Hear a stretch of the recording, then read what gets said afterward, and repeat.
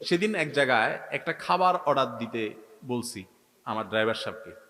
তো উনি ফোন দিচ্ছেন, বলে যে অফার আছে স্যার। কি অফার আছে? যদি আপনি এইটা এটা কিনেন তাহলে সাথে একটা কোকা কোলা ফ্রি। আমি বললাম আমি খাবারই কিনবো না। এবং ওই দোকানদারের বলে দাও যে তোমার এইটা ফ্রি থাকার প্রতিবাদে আমি তোমার খানাই কিনবো না, তুমি তোমার বসরে বলে দিও।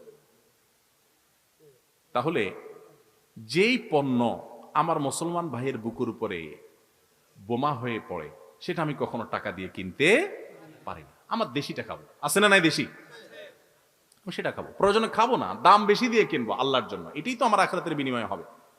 আমি এই জন্য বলি, যদি দোকানদার ভাই কারোর সৎ সাহস থাকে, বা আপনারা দোকানদারকে বুঝাইতে পারেন, কোন মুদি দোকানদারকে, ভাই অমুক অমুক কোম্পানির পণ্য, এরা ইহুদি কোম্পানি, ভরা আমাদের দোকানগুলোতে, কেন আমরা তাদেরকে টাকা দিব?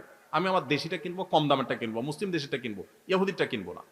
আপনি জানেন তার কিতে এমন কি গত গতকালকে না পরশু দেখলাম কোন জায়গা যেন অমুসলিম প্রধান দেশে, আপনি অবাক হয়ে যাবেন, সেখানে ম্যাকডোনাল্ডস এর মতো দোকান, মানে আপনার খাবারের দোকান মাসি মারতেছে, যেখানে সিরিয়াল ধরে মানুষ দাঁড়ায় থাকতো। আমি কিছুদিন আগে মালয়েশিয়া গেছি, সেখানে আমাকে ভাইরা বললেন এবং দেখাইলেন যে দেখেন ইহুদিদের দোকানগুলোর সামনে আগে ভিড় লেগে থাকতো, এখন কোনো মানুষ সেদিকে যায় না। কেউ একজন ঢুকলে অন্যরা থুতু ফেলে, ঘৃণা করে, যে বাচ্চাদেরকে হত্যা করে যারা তোমরা তাদের জিনিস কিনতেছো। আর আমরা মুসলমান দেশ বাংলাদেশ, প্রত্যেকটা দোকানে দোকানে এদের ওয়াশিং পাউডার, এদের সাবান, এদের শ্যাম্পু, এগুলো ছাড়া আমাদের ঘর বাড়ি নাই। এখানে যারা আছেন আমার মনে হয় 99% মানুষের ঘরে ইহুদিদের জিনিস আছে।